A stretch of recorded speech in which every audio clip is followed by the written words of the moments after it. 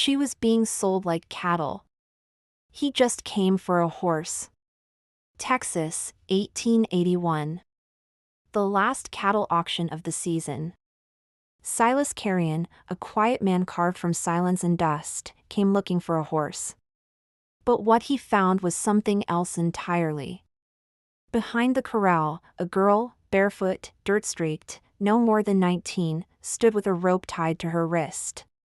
Her eyes were distant, like she was listening to something no one else could hear.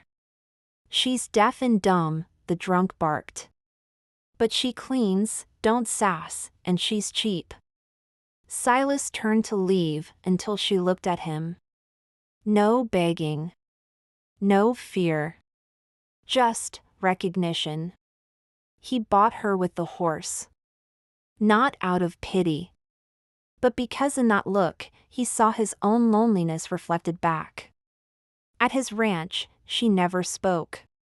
Wrote only one word, Emiline. But somehow, she heard. The storm, before it struck. The calf, before it labored. His shame, before he admitted it. She listened not with ears, but with hands, with breath, with soul. And for a man like Silas, who had never truly been heard, that meant everything. But the town didn't understand. "She's strange," they whispered. "Knows things she shouldn't." When a child fell ill and she healed him, their fear grew. When she found a missing boy by following the earth, their fear turned into fire. They came with torches, not yet lit, but ready. "She's cursed," they said. Silas stepped forward. "She's the only one who's ever heard me, without a single word." And just like that, the crowd turned back. Winter softened.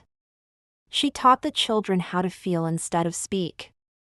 She made Silas a better man, not with lessons, but with presence.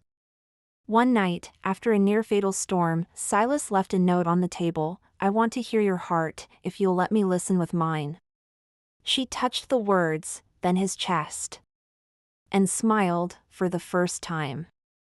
Years passed. They spoke in glances, in hands, in silence deeper than words.